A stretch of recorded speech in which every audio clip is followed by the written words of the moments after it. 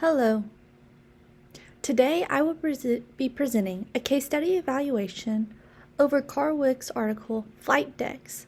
This presentation is for the Organizational Problems, Design and Solutions master's class at Oklahoma Baptist University. Today we will be discussing Carl Weick's article, Flight Decks, which aims to explain why certain organizations concerned with reliability seemingly enact aggregate mental processes that are more fully developed than those found in organizations concerned with efficiency. Specifically, they use different examples about flight crew operations on aircraft carriers to show real-world examples of the concepts they are presenting. These flight decks require nearly error-free operations all of the time, or they could experience catastrophes such as loss of expensive equipment, or even worse, the loss of lives. Weick first dives into the idea of a collective mind to show the foundation of these organizations and how they can operate the way they do. Weick used key points from three different opinions on the collective mind: Wagner and Associates, Sandlins and Stablin, and Hutchinson. Wagner's main point is that the group mind is not indexed within group similarity of attitudes, understanding, or language, nor can it be understood without close attention to communications, processes, and among group members. Sandlin's and Stablin's main takeaway was the connections between behaviors rather than people is the most crucial locus for mind and intelligence is to be found in patterns of behavior rather than individual knowledge. Hutchins thinks that the importance of redundant representation and the emergence of global structure from local organizations and behavioral dependencies as a substrate of distributed processing. Overall, Weick's view on the collective mind is focused more on the form of connections rather than the strength of connections. He believes that the mind is an activity rather than an entity and actualized in patterns of behavior that can range from stupid to intelligent.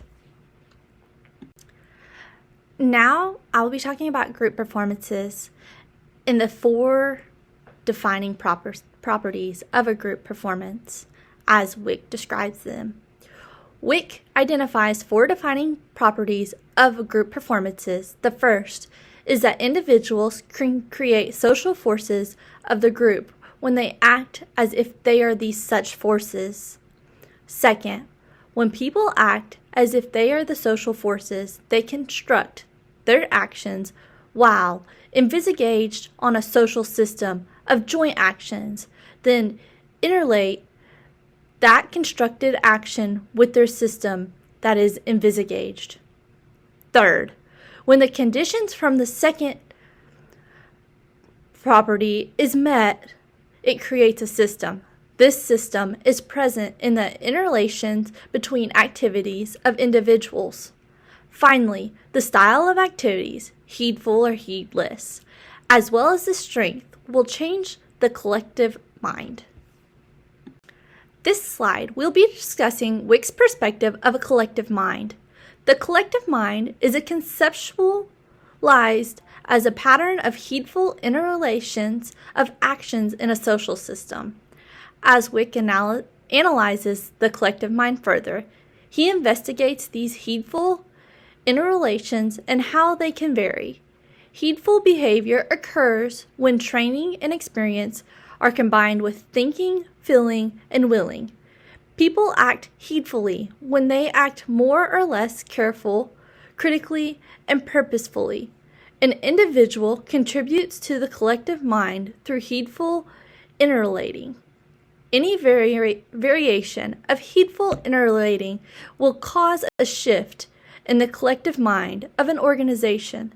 The collective mind is located in the process of interrelating as heedful interrelating and mindful comprehension increase organizational errors will decrease.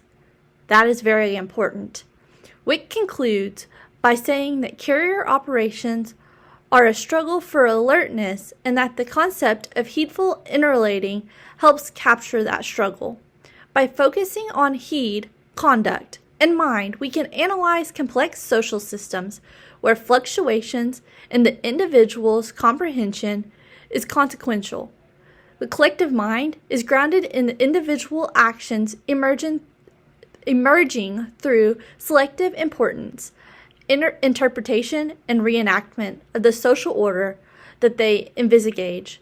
Mind is an action that constructs mental processes rather than mental processes that construct action. Relationship that connect is to mind. Now see the importance of separating the development of mind from the development of the group. Organizational lessons.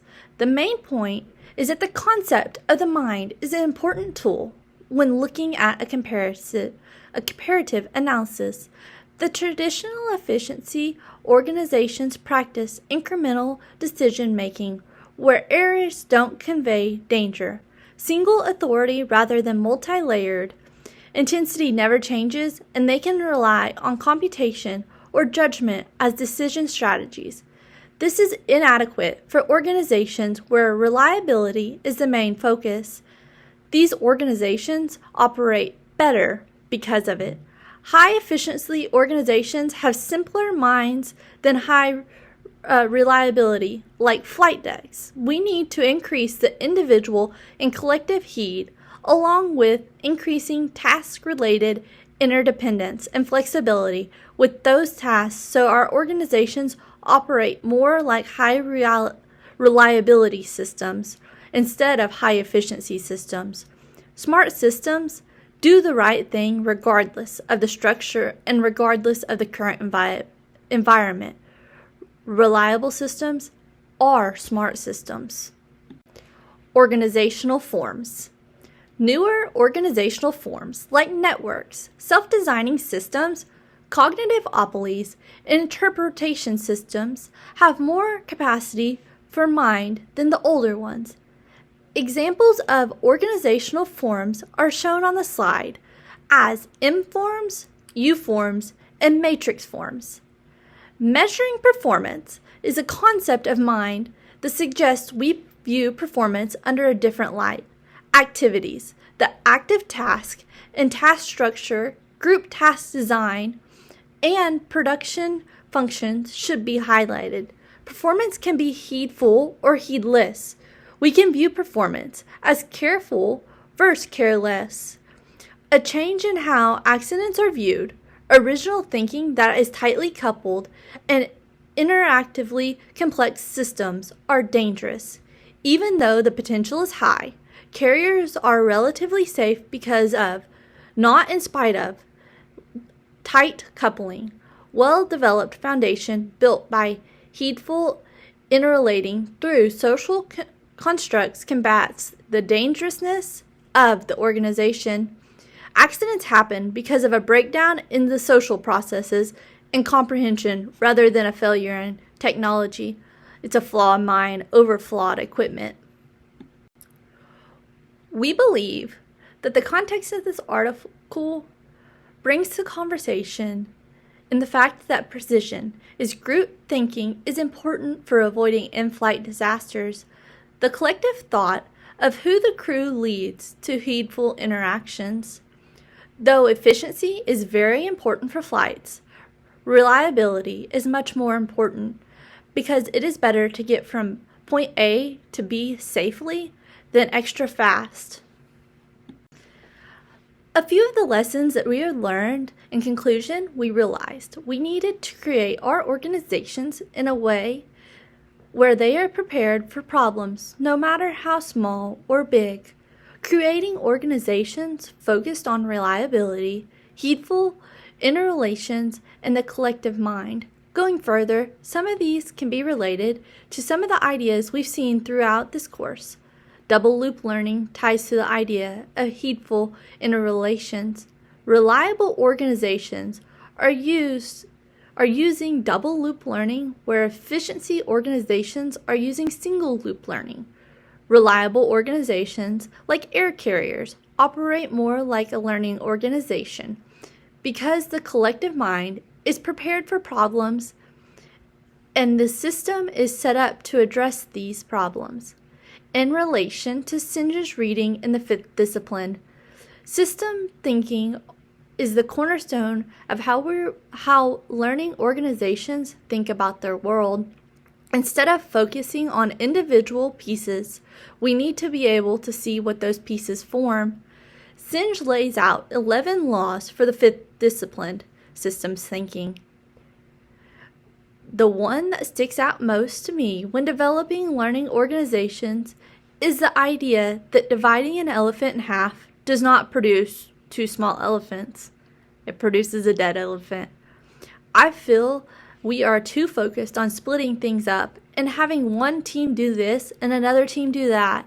To become a real learning organization, we need people to understand the whole picture.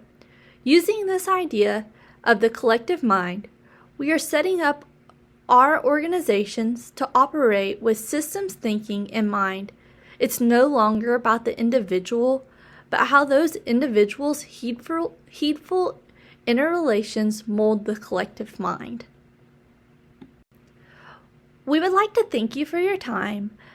And some of the references that we used for this PowerPoint presentation is The Collective Mind and Organization, Heedful Interrelations on Flight Deck by Weick, The Fifth Discipline by Peter Singe, and Solving Problems with Design Thinking by Jeanette Letke. We really appreciate your time. Thank you.